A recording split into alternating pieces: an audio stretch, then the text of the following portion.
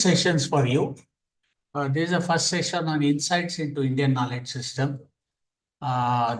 This will be followed in the afternoon by a session on Indian knowledge system and multilingualism. And tomorrow morning, I will be doing a session on excellence in Indian knowledge system. These slides will be shared with you by Dr. Ranjan Swami at the end of the session tomorrow morning. So you don't have to spend time trying to copy all that. Just absorb, and there will be time for discussion at the end of the session. This is online, so not very good interaction to take queries and questions in the intermediate stage. The flow will hamper. Okay. You already had some indications of what IKS is and some introduction about that. I have a slightly different viewpoint. So the first thing you need to learn is IKS is multidimensional. So you can see it in maybe easily one dozen avatars of what IKS is. So I will be presenting one avatar, and you have already had few more. You will also have few more avatars of IKS in the next few days.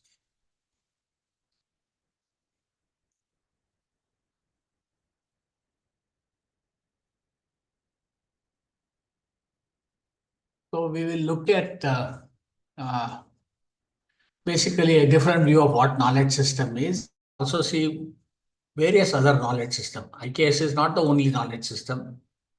We will also see what values and impact the knowledge system have and the reason why we are like this. It's also the reason why we will be something else in the next few centuries. Specifically, we look at Indian knowledge system.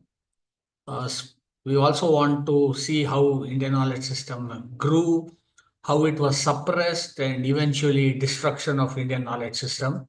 It's not a complete destruction because a lot of it is still there. All of you are living examples of the residual of Indian knowledge system. And we will see how it survived. We will also see what is the current status of IKS. We can also briefly look at what could be the future of Indian knowledge system and some action points on that. Okay. So what do we mean by a knowledge system? Please, no back channel talk. Yeah. What do we mean by Indian knowledge system? Basically, it is a generalization of the idea of system, which is a knowledge system is both an organized structure and a dynamic process. So two very important issues, attributes of this. One is organizational of nature of it and the dynamic nature of it. So what does the knowledge system do? It looks at generating and representing content, various components, classes, or types of knowledge that is either domain specific or characterized by domain relevant features as defined by the user or consumer. And it is reinforced by a set of logical relationships that connect the content or various components or attributes of this knowledge system. Okay. So it could be physical, metaphysical, logical, abstract, whatever, right? So it's important to understand that it is organized and it is dynamic because it brings about two important consequences of things. Okay. Because it is organized and dynamic, that is, it is more closed. Because it is well organized, it is quite closed in the sense it does not allow changes easily. It does not allow small changes. It does not allow serious impact unless it is a phenomenal impact that happens. We'll come to that. So it is more closed than it is open because a fully open system is very dynamic. Everybody can change it and it induces all kinds of change just as the wind blows, wind direction changes, that also changes. So it is less open, more closed, but it is dynamic, which means changes are possible. Not that changes will not happen, yet the changes are very slow. And eventually, or sometimes, it becomes so slow and so frustrating to people. Too many people want change, and the system doesn't allow change. Reforms set in. So one of the good examples, I'm sure there are a lot of examples. One of the good examples of this is how the Protestant sect started in the Christianity. Few hundreds of years after the formal organization structure of Christianity, Protestantism started, and it had nothing to do where the Christianity originated, which is in what is today Israel and the Roman Empire then. Okay. We also see this more frequently in our knowledge system. Many independent knowledge systems exist and have been more competing than cooperating. This is the tragedy of humanity. The tragedy of humanity is almost all knowledge systems that evolved or were there, they were more interested in competing than cooperating. This has been really the tragedy of humanity, and you will also see this is the consequence of.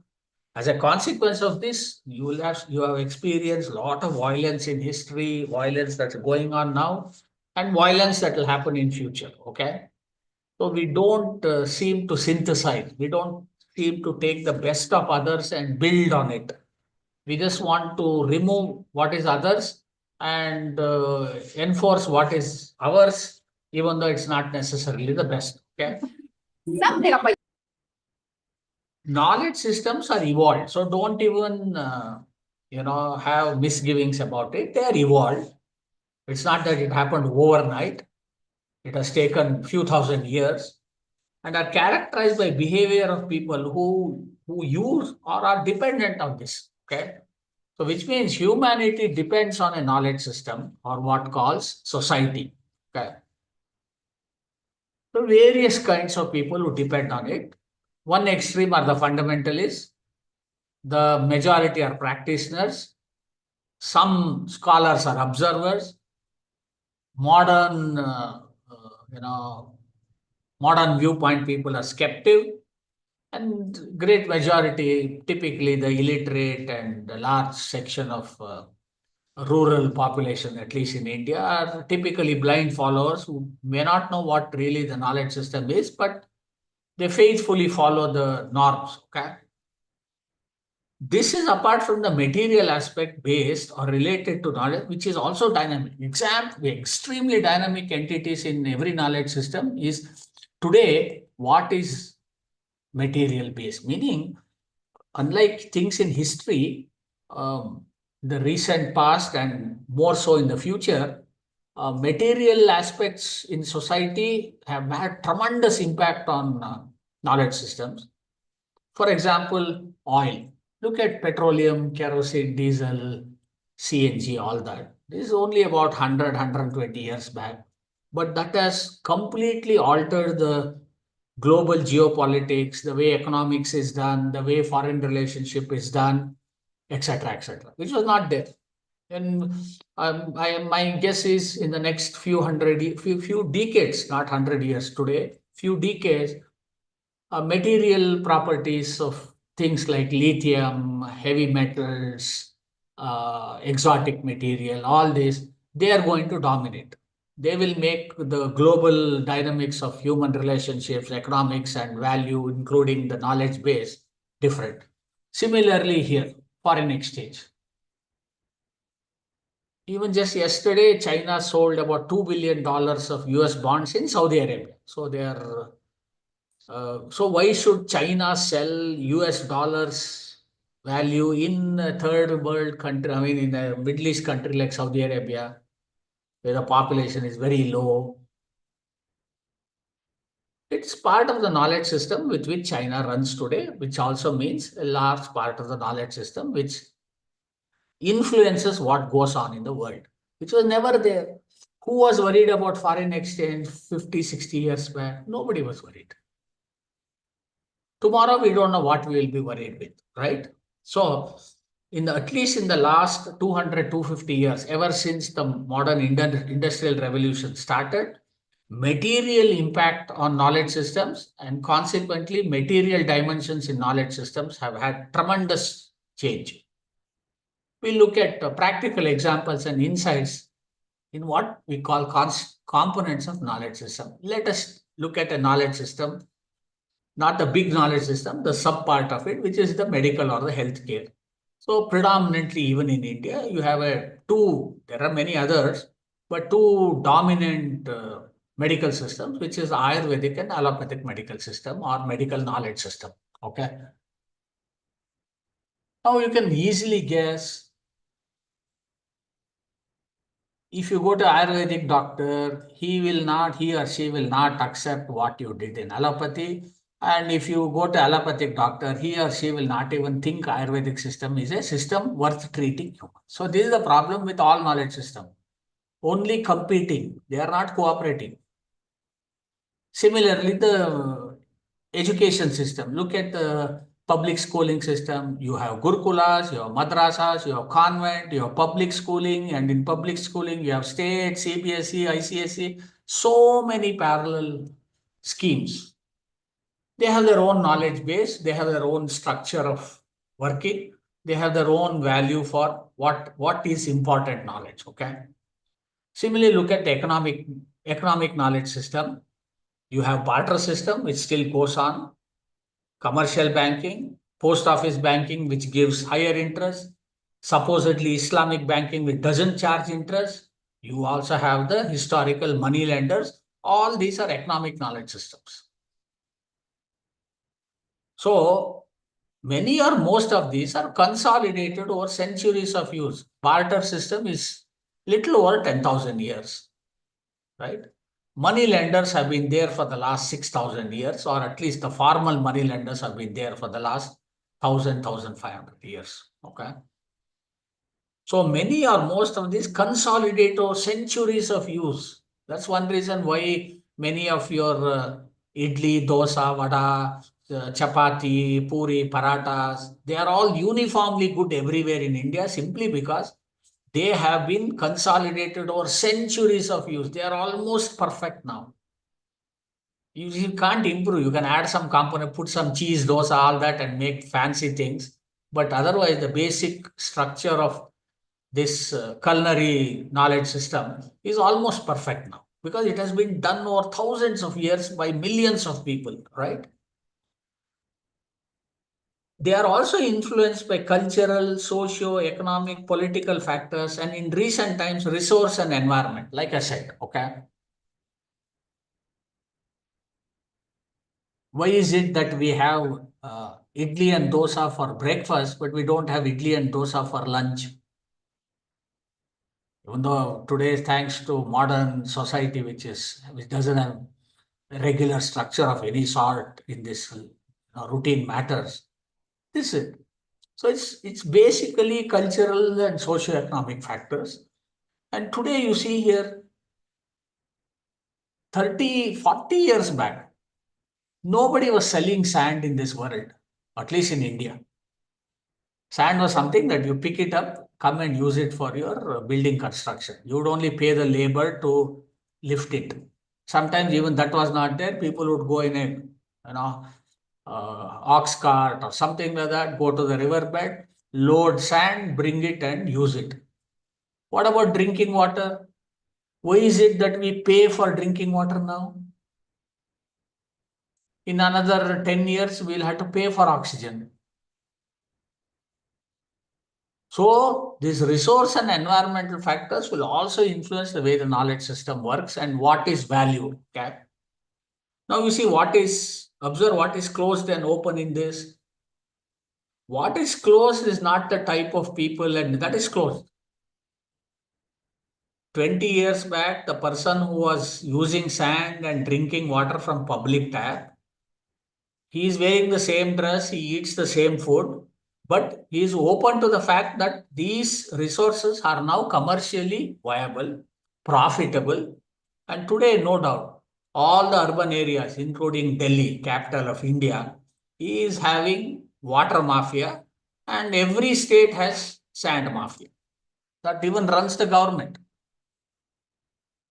So this is the way the resource-based impact is happening, and it will happen more in future. For example, today, if you don't have a mobile phone, you are a disconnected entity in this world. 40 years back, there was not even a landline in most houses. So this is the way things are. So the material part and certain economic factors tend to be more open, whereas cultural, socio-economic, and emotional factors are more closed. So how do we understand knowledge system with this? All knowledge systems exhibit expressions either implicitly, explicitly, or in a subtle manner during use. For example, I notice even on the camp, I myself am wearing a kurta. Many of you are please unmute. Many of you are wearing very traditional clothes, even though the lecture that is going on is in English and the slides that are shown have been written in English. So this is how knowledge systems give their expression explicitly by dress, implicitly by the kind of conversations and vocabulary that we use, and in a very subtle manner, sometimes not explicit, but in a very subtle manner, we convey what we mean or what we wish to mean.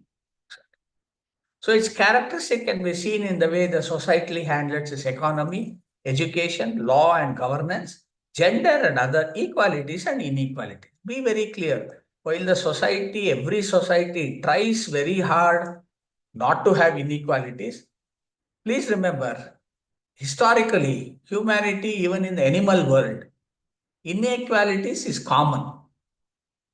What we can do as evolved entities is ideally perfect equality, but at least practically speaking, we should minimize the inequalities. That's the strive for an evolved socio-economic part of the knowledge system. One can also infer from many cultural and attitudinal aspects. Good morning, sir. Okay.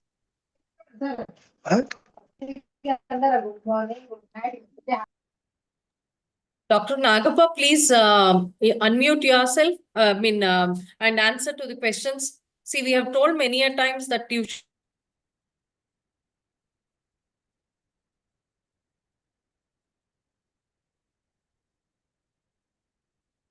For example, you see the attitudes with Indian knowledge system. We have a festival called Vanamahotsav. Right? This is one of the very few knowledge systems which actually celebrate, have sanctity and worship trees. No other knowledge system has value for trees like this. Not that we are very good at it, we also destroy a lot, but there is a cultural entity which worships trees. Okay. Every knowledge system has different things like this, and it tells you what the knowledge system is and what it has valued. Unfortunately, many aspects of knowledge system is linked with religious beliefs in all cases, strongly or moderately or even subtle. This is one other issue we have to accept before we make changes. You can't dismiss it off. Whether we like it or not, a large component of our religious systems have also got into a strong knowledge base. Conversely, whenever we use knowledge systems, we tend to also practice religious expressions within that. For example, uniformly in at least across North India, and whenever people meet, the younger person always bends down, touches the feet of the elder person. Right?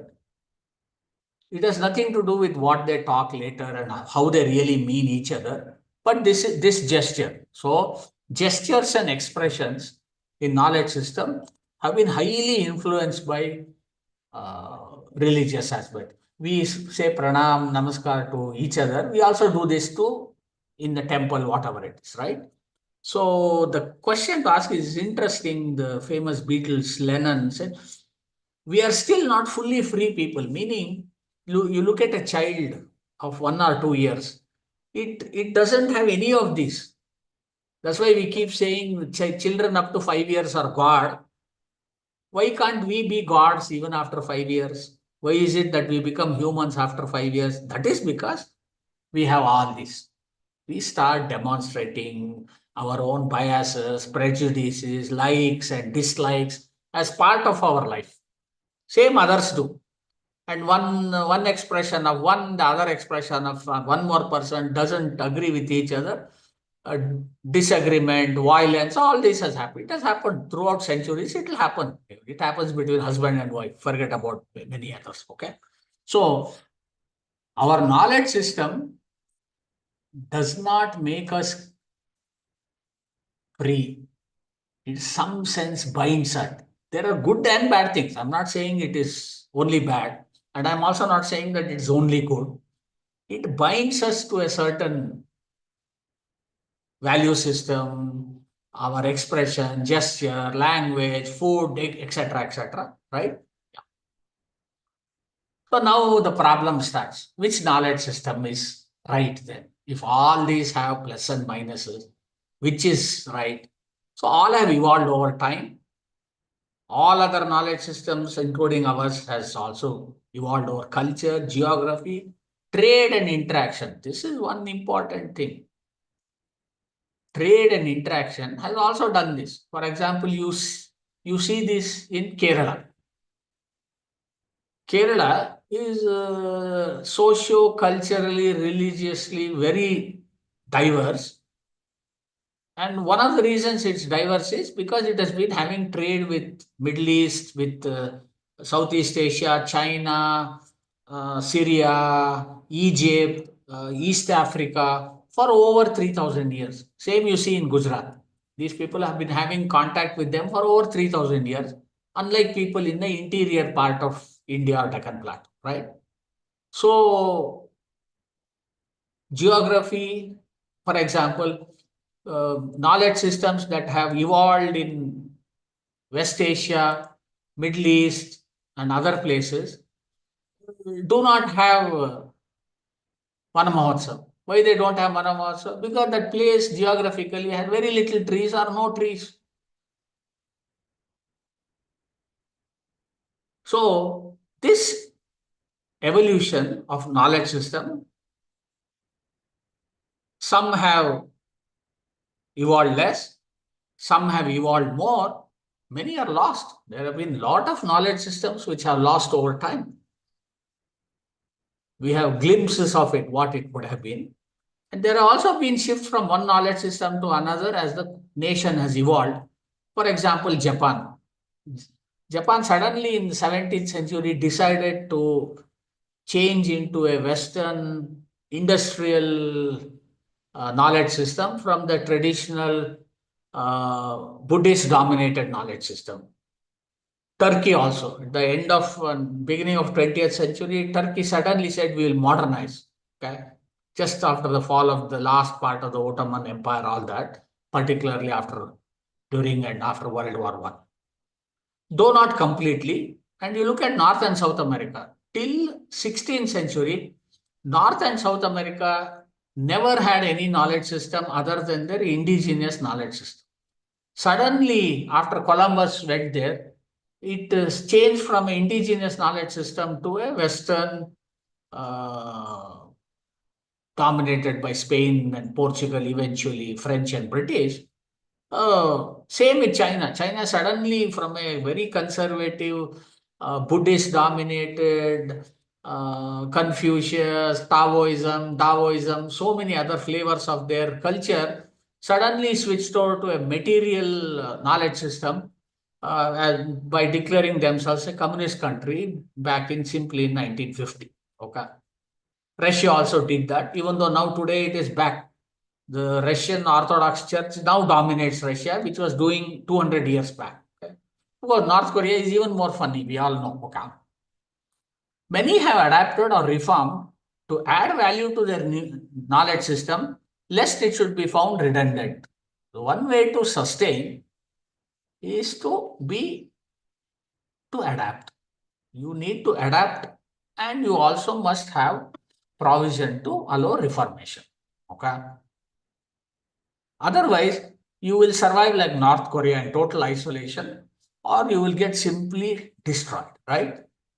Many knowledge systems are outdated, they are rigidly deployed, mostly using undemocratic forces and very violent. This is what happens when you don't allow adaptation or reforms.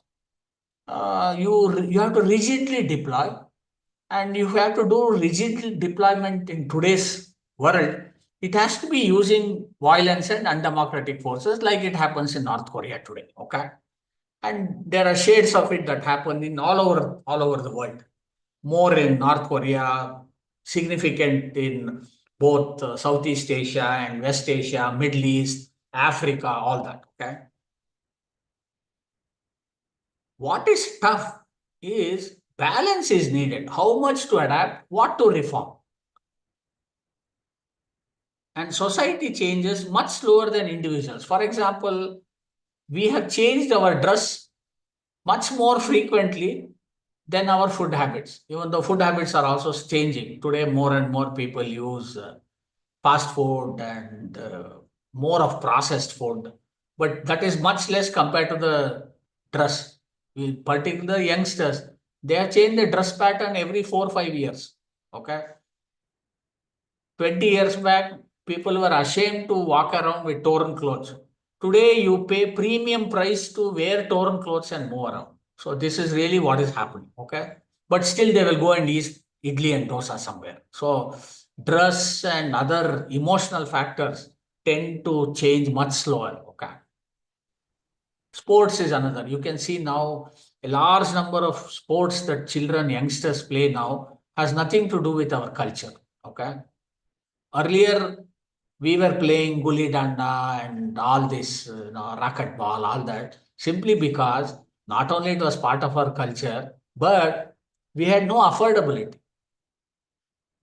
Whereas today, thanks to affordability and style, lot of people are doing so many fancy new sports. Okay. So these are the components that slow. You must realize it is the small components which over a period of time, say 50, 60 years, bring dramatic changes into the knowledge system. Immediate change in knowledge system, you may not notice, it may not happen unless it's a very strange case. But these gradual changes, incremental changes, suddenly make this shift.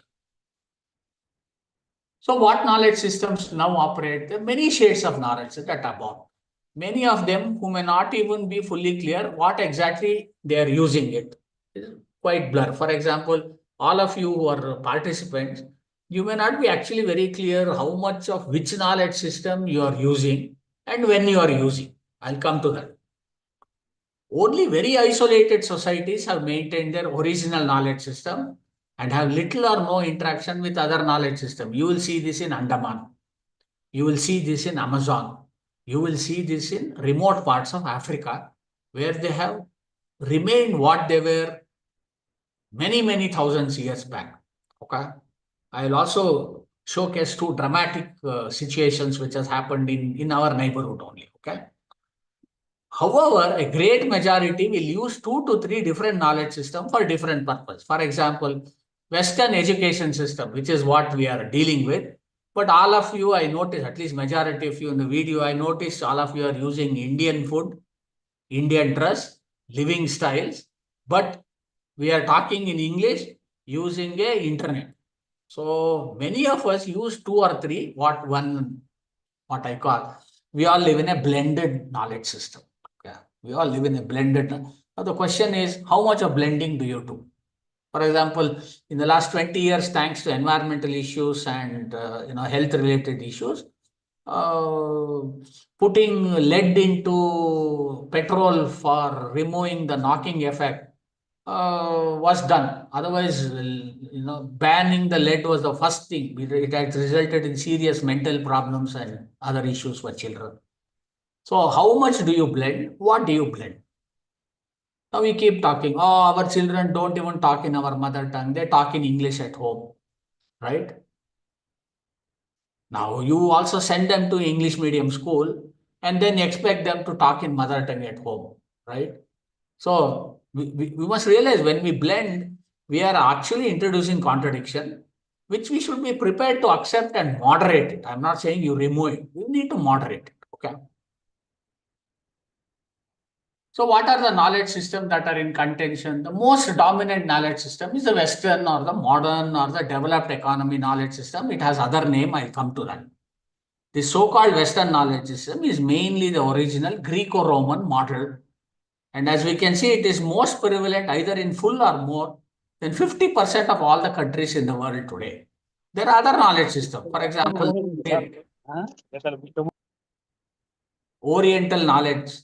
Oriental knowledge systems also include the Arabic, Middle East, Indian, China, Japanese, African, etc., etc. What is important is knowledge systems, while appearing to be characterized by historical religious aspect, it is not so. In many cases, cultural, ideological, and technology factors have overruled now today, right? You see that particular urban areas. Urban areas, the knowledge system with which we live is dominated by technological factors. Sir, we are unable to hear you, sir. Now, No, ma'am, it's We can hear you, clear. sir. We are hearing. Hearing, sir. Yes, yes, yes. Hearing, We're sir. hearing We are you. hearing. It's cleared. just maybe you should log in, log out, or check your speaker, or I think many of you may be listening to the through the mobile. I don't know. Yeah. This is one reason I explicitly hate online sessions. No problem, sir. We can hear you. It's okay, but even then, nothing better than face to face. Yes, sir. Yes. Okay. Yeah. Which knowledge systems now exist in this world? The Western knowledge system, which I call it WKS, predominantly in Europe, North America, and China, covers about 50% of the world population. Its other name is modern scientific system. It also relates to 75% of the current economy in the world. This is why it is so powerful. You want money to buy your lunch today, which is very important. Hunger is a basic human instinct. You want to satisfy your hunger, you need a credit card or some online paying mechanism, for which the entire thing goes through a Western technology and Western perception. Okay. That's the reason why the Western knowledge system is so dominant today, because Western knowledge system is strongly controlling the economy, which was not the case. For example, at the end of 16th century, 25% of the world GDP was produced out of India. All the kingdoms in Middle East, West Asia, Southeast Asia, South Asia, including China, the important language was Sanskrit to deal with Indian knowledge system, because Indian knowledge system controlled 25% of the world economy. And it influenced the remaining 45%. That's the reason why East India Company came to India. They didn't come for our welfare. They came to loot us. That's all. The other knowledge system is Arabic knowledge system. It's predominantly in Middle East, North Africa, Indian subcontinent, Central Asia, Indonesia, and Malaysia. It covers 30% of the world population, but it controls 70% of the world petroleum economy. That's the reason this has become important now, because it's a material resource which has given importance to that, right? It will shift. Now that there is more electric vehicles, the impact of this knowledge system in our daily life will start reducing. The third knowledge system is the Indian knowledge system, which is predominantly in Indian subcontinent. A lot of it is in Southeast Asia, Tibet, Japan. It covers 25% of the world population. It also relates to only 25% of the world economy. These are the three dominant knowledge systems. There are others. I'll come to that. This is the fourth one, which is the indigenous knowledge system. Exists in all parts of the world, more so in India, Africa, and South America. It covers only 5% of the world population, but this knowledge system is the predecessor to all knowledge systems. These indigenous knowledge systems is what has made the Western, the Indian, and the Arabic knowledge system today. So what was happening in the last million years, more so in the last 10,000 years, this has shaped this. And how many indigenous knowledge systems are there? At least few thousand. Small groups living, right? They have their own language. They have their own value system. They have their own idea of what is God, what is not God, right? They have their own idea of what is democracy. They have their own idea of governance, gender, and other equalities and inequalities. Note, no society now lives exclusively on one knowledge system except the indigenous knowledge system. All others live with a blended version of 2, 3, or 4. At least 2 to 3, yes. Most of us have components of 4. 4 different knowledge systems we incorporate in different ratios. So what are we focusing on this session and other things? It is clear that in India as well, we all lead a life based on blended knowledge, dominated by IKS and considerable Western knowledge system. No doubt our life is dominated by Indian knowledge system simply because at home, 90%, you may still eat idli, dosa, and chutney. That's historically part of the knowledge and cultural system. But only difference is today you might have used a mixer grinder to grind it instead of the old stone grinding. That's the only thing. So our dress, lifestyle, rituals, value system, everything is still dominated by IKS, but our economy, education, healthcare, and modern outlook, what you call, I don't know what is modern about it, is based on Western knowledge system. I'm sure many of your children are aspiring to go to Europe or America to study and settle down. I think today the disease is more about Australia, whatever, okay? What we are doing here we are questioning what IKS is and attempting to put more IKS into our existing lifestyle, as it is clear that we are now facing more negative issues with the overload of Western knowledge system. So everything about the Western knowledge system is not necessary. In fact, everything about any knowledge system is not exclusively good.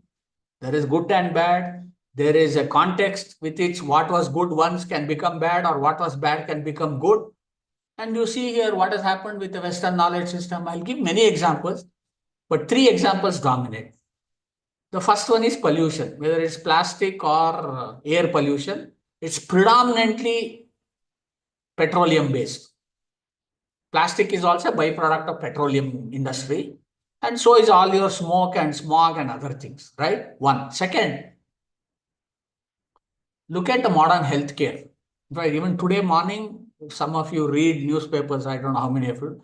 There's a very nice center page article on why so many countries are now facing healthcare crisis as bad as COVID, simply because today bacteria have become resistant to antibiotics, which is a very serious problem. We will have this problem in the next 10, 15 years, a problem more serious than COVID, because most of the antibiotics will not work anymore. So the superbugs have already started, and it's an outcome of the Western knowledge medical system. Okay. The third one, all of you know, is what we went through as COVID. COVID is a lab created thing or a lab accident. Why did the bat virus had to come and this thing? Because we have been dealing with that. In nature, it doesn't happen, very rarely something happens, but this is design. Okay. Just like you do Control-C, Control-V for copy paste in your Word document, you have CRISPR tools called CRISPR, which is like Control-C, Control-V for genes, genetic information. And it's in the hands of even first, second year postgraduate students today. Okay. So this is other thing. Of course, what we all know about the nuclear weaponry. Today, North Korea can challenge the world, including America, and threaten them with bombing them out simply because they have a nuclear weapon, right? So what we are saying is, have you actually evaluated what is good, what is desirable, what can be made useful in our knowledge system, or are we simply importing anything that comes, right? Because there are every knowledge system is unsustainable. The degree of unsustainability changes. We'll come to that. Okay. What is a dream? Dream to live a significant component of Indian knowledge system. Now, question is it possible? Is it meaningful? Or can it be productive? These are the questions to ask, because if it is possible, it can be done. If it is meaningful, people will use it. If it's productive, government will make it a policy, right? So let's look at what the Western knowledge system, which also has been influencing, it has influenced the Arabic knowledge system. This is something that evolved over 3,000 years in the socio-cultural geography of Greece, Rome, Middle East, what is called the Fertile Crescent. All factors have played significant role in shaping this. And there is one thing common with this. There is one book that is sacred.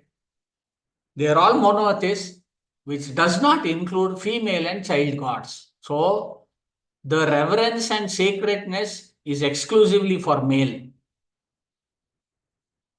And there is only one book, like a rule book. And there are no changes that can be done there. No changes are advised, desirable. And even if it is not very palatable, you have to take it.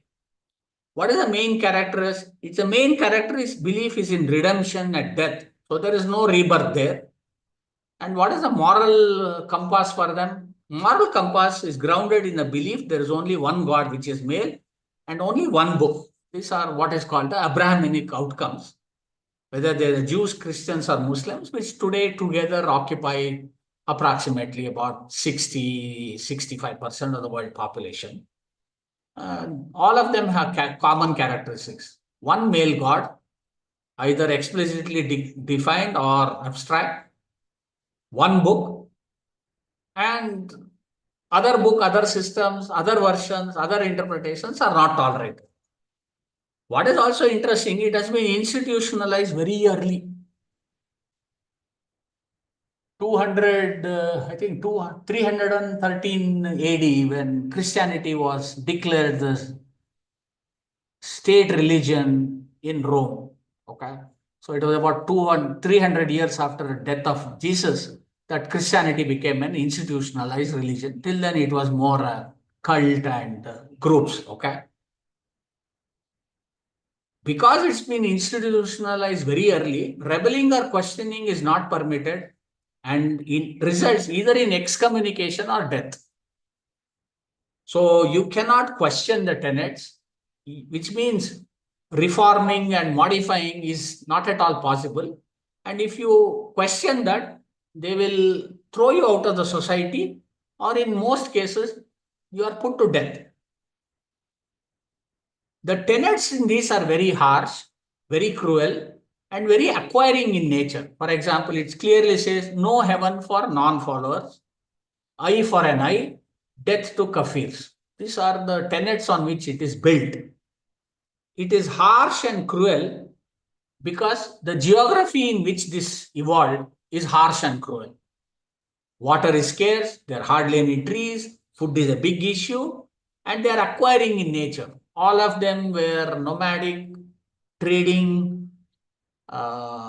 sects, other than which you have to acquire. So you have to acquire and store for a year, because you get food for about 2-3 months in a year, and you have to use it for the remaining part. Okay.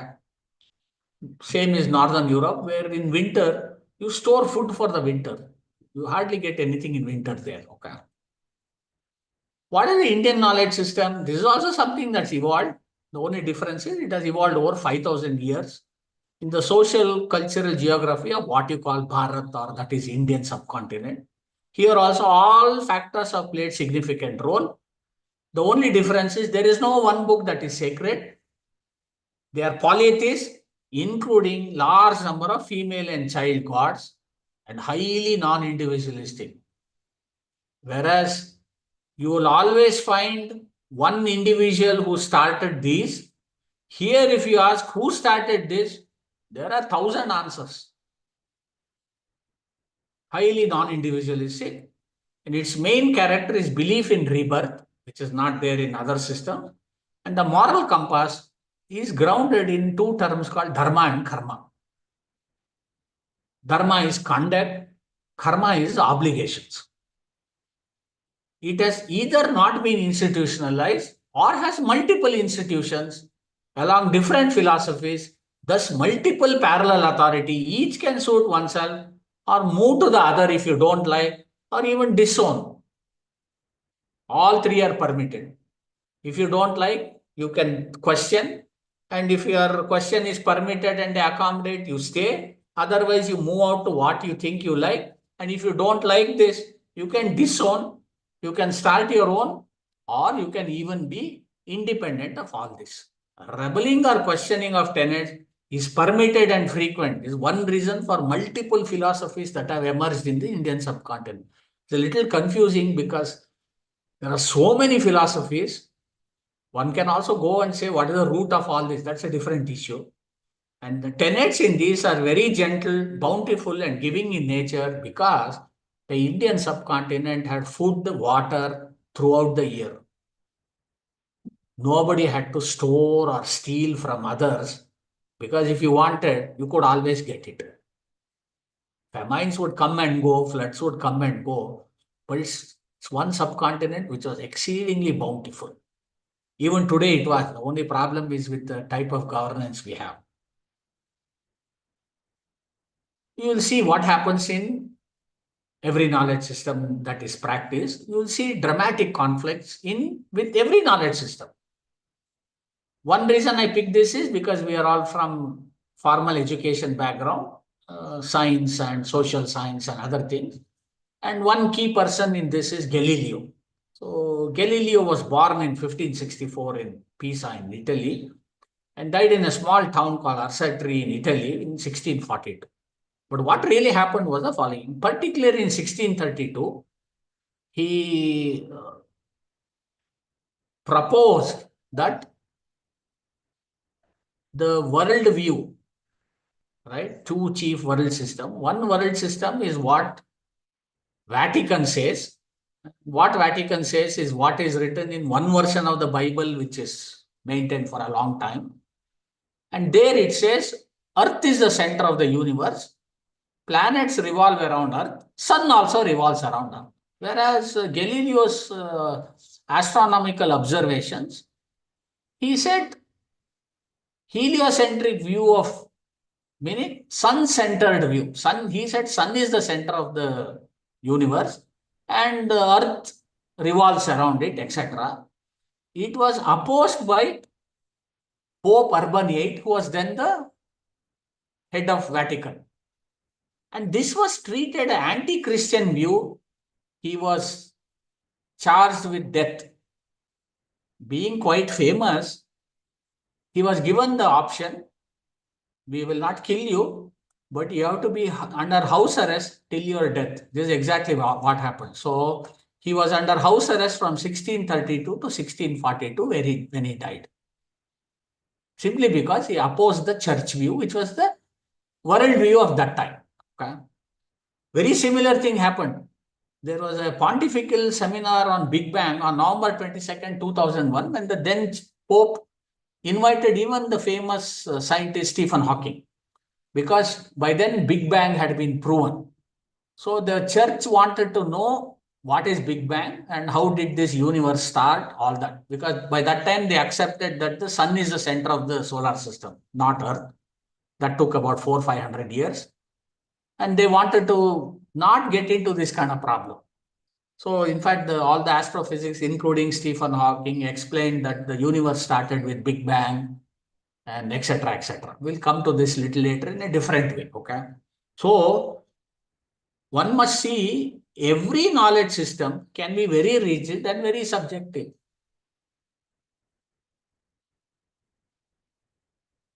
Every knowledge system. What is interesting is conflicts and contradictions in every knowledge system is very common. We have had this problem in the Iran for the last 10 years, 15 years, where ladies have some issues with the dress. The males who decide for them have other views, which has also had impact here in India too. So this is it. So every knowledge system has conflict and contradiction. But what is good in a knowledge system is a knowledge system which is good finds a way to handle conflict and contradiction. You have conflict with your children, you have conflict with your students, you have conflict with your principal, HOD. There's nothing wrong with that. It's part of human nature. How you resolve conflicts and contradiction tells how good the knowledge system is and how mature the knowledge system is. The more rigid a knowledge system is, the less mature it will be. Therefore, it finds a lot of problems making changes, right? So this is the famous painting of Galileo during the trial of a charge of blasphemy by Catholic Church, which could be resulting in death. Okay. This is an interesting painting of Galileo defending, and you can see the entire pontifical group adjudicating, and there is this executioner ready if necessary. Okay, one slide left blank. We'll see what are the main reasons for the decline of Indian knowledge system. While the Indian knowledge system was suppressed by the Arabic knowledge system ever since Muhammad Ghazni and Ghori came and the Tughlaq Empire was set up in Delhi, they started suppressing. They couldn't demolish completely because they lacked total control over the geography and the polity of India. From the period 12th century till 18th century, it was still vibrant in many local geographies that held on to much of the Indian knowledge system, and that's the reason why all of us are like this today. Examples abound in much of the South India. That is my question. Is this why South India in today is better than the rest of the country socially, economically, industrially, and culturally? Is this the reason? Because we were not suppressed for 1,000 years like what happened in North India. The real damage to Indian knowledge system came later. The British colonial rule from 1825 current era, for example, just see this. This is the original document from time February 2nd, 1835. It was Lord Macaulay's address to British Parliament.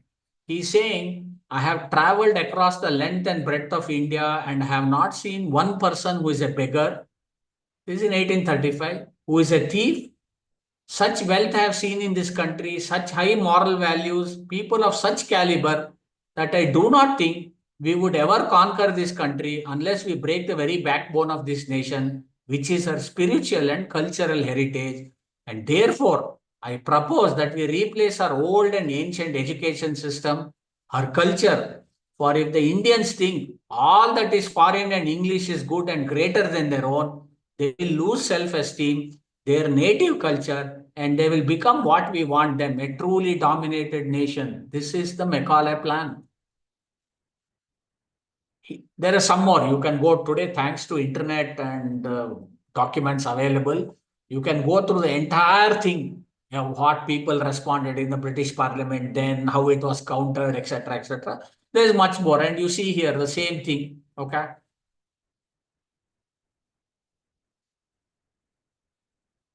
So he said we must produce the ICS, the Indian Civil Service cadre, so that we must at present do our best to form a class who may be interpreters between us and the millions whom we govern, a class of persons Indian in blood and color, but English in taste, opinions, morals, and intellect, as if the British moral is superior to the Indian morals. He even said Sanskrit and Arabic are very inferior languages compared to English, and I would say Kalidasa's work is far superior to Shakespeare's work. This is really what it is. Without knowledge, see, I have no knowledge. But he says they are not as good as English. In fact, they are insignificant compared to English. So you can see how our post-independence things were done. Attitude with which our pre-independence, Macaulay knowledge system was planned. And you see here, this is the board outside the club there, Royal Simla Club. No dogs or Indians. They were treating us on par with dogs. They designed education, legal, all kinds of mechanisms of governance, assuming we are dogs. This was not changed. Macaulay, as usual, all humans are inefficient. Macaulay did 80% damage. And our Jawaharlal Nehru's government said he has only done 80, we will do the remaining 20 and complete it. This is what has happened. Now you will see a completely decayed education system that exists in India. All universities are in coma, cancer, some have AIDS. This is what the university system of education today is. It has finally come to that, and it's very important we change. What we need to do, we are not clear. But we know very well the current education system characterized by higher educational institutions in India are in absolutely pathetic, irrelevant, inefficient, and counterproductive to our needs. So what does a knowledge system do? Any knowledge system, it has this 4 major components. One is it gives identity. When you say you're an Indian, or when I say I'm a Kannadiga, or when you say you are from Maharashtra, the sense of identity comes. Saying I'm a global citizen is fine intellectually, but I don't think anybody who says he or she is a global citizen knows the implications and can accept it. So it gives an identity, and the knowledge system also reinforces the identity. It also provides a cultural fabric ಅಮ್ಮ for it. ನಾನು ಇದು highlight ಮಾಡ್ಕೊಡ್ತೀನಿ ಎಲ್ಲಾ department HOD-ಗಳಿಗೆ. It also gives strong and valuable, sometimes irritating cultural aspect. Culture is what knits people together.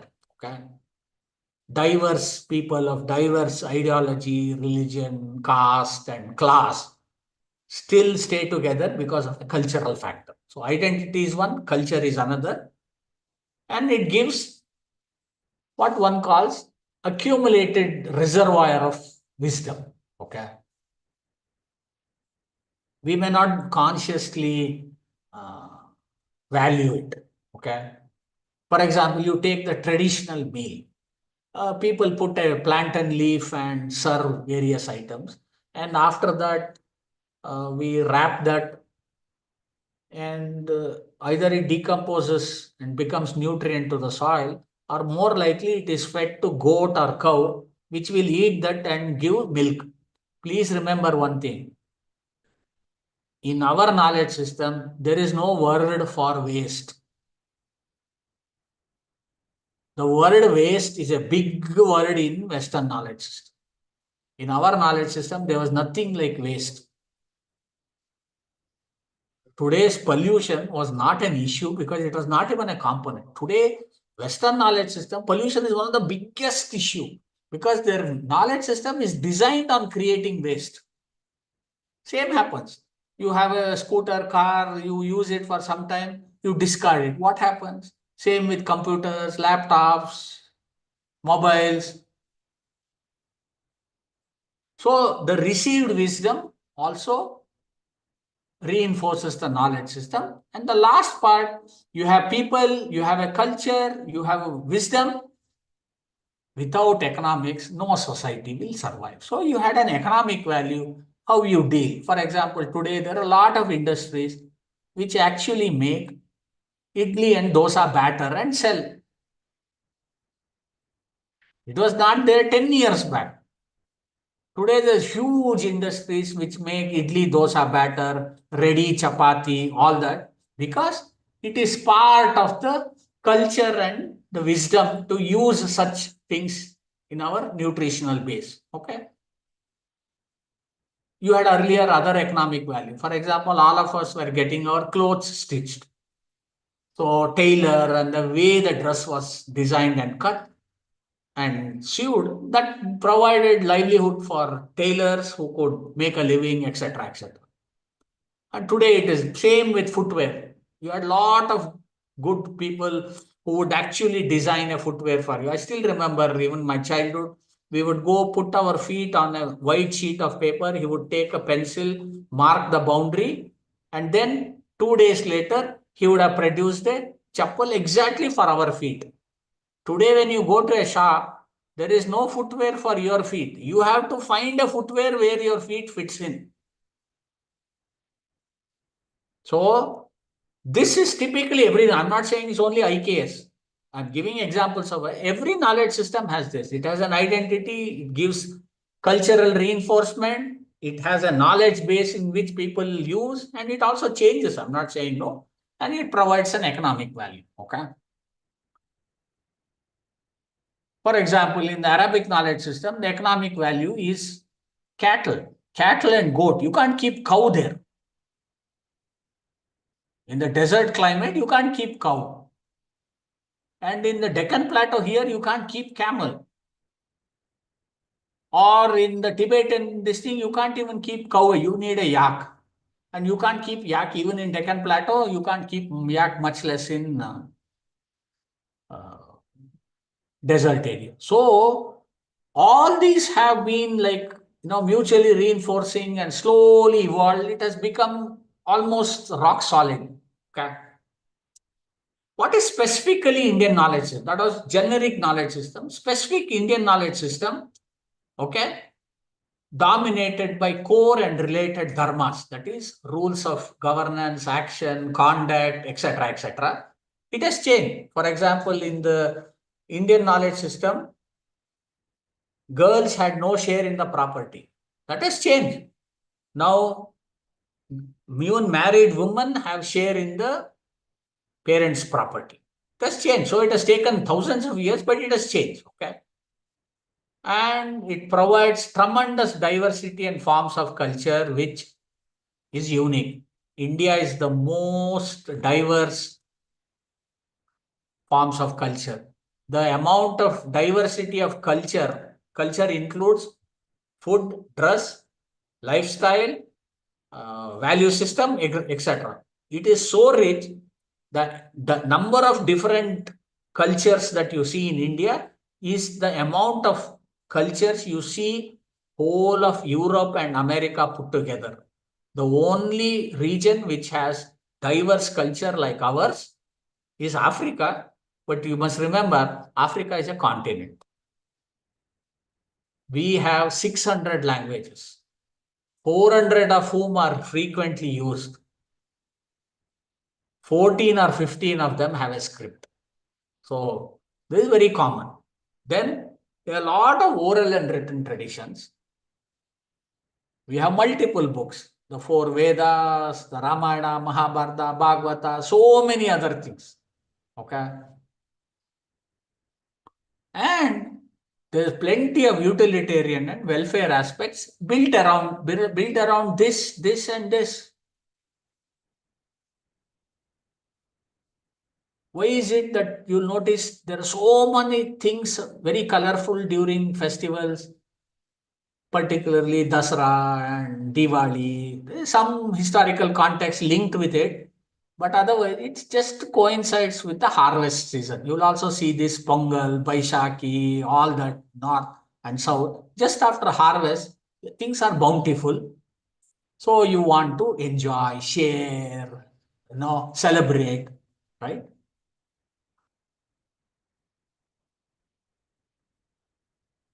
All knowledge systems, formal big knowledge systems, are unsustainable. What is sustainable living systems? One example I'll show you in the Brazilian rainforest.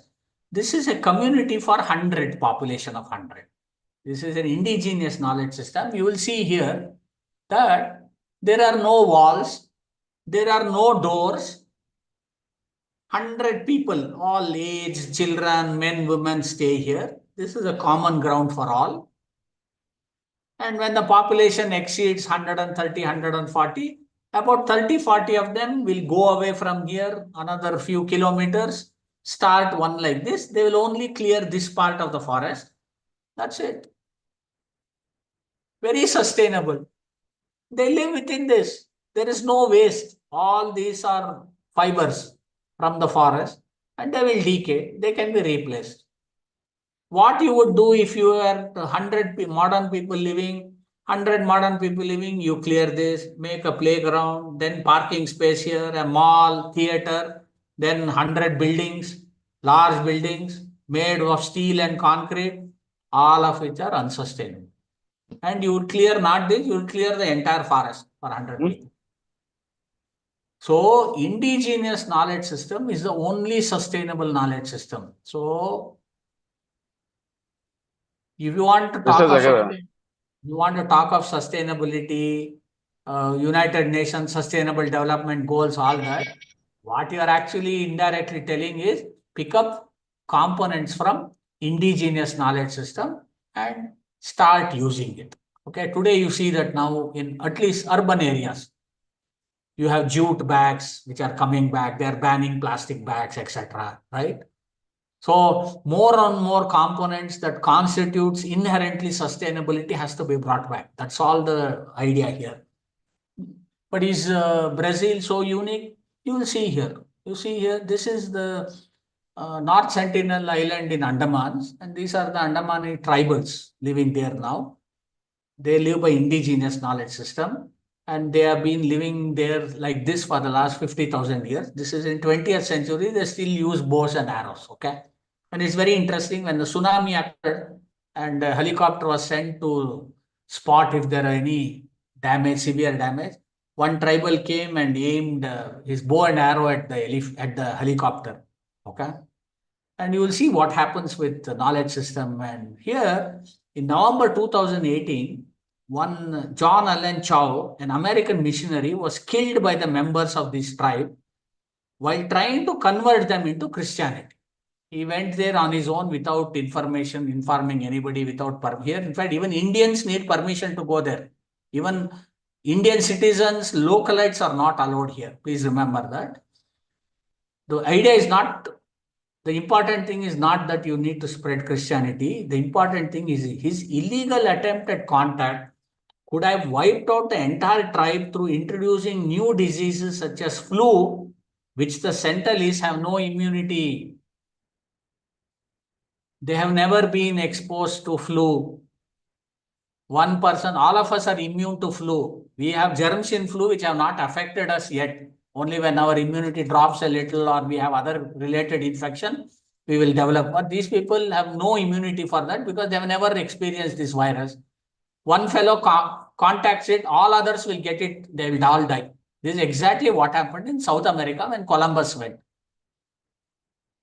Columbus had very few soldiers. He couldn't have taken the whole continent. But when Columbus went in his ship, along with others, germs from the old world went to the new world. Typhoid, cholera, gonorrhea, syphilis, all nonsense went along with him. And even before Columbus could go and reach, or his followers could go and reach interior villages, people had already died. So this is how a whole continent was captured. Okay? So sustainability implies indigenous knowledge system. And we will stop here, take questions for 5 minutes, and then you will have another session at 11:45 because we started a little late. Indian knowledge system is important, has many useful aspects which have neither been given its due nor evaluated effectively in the context of our life.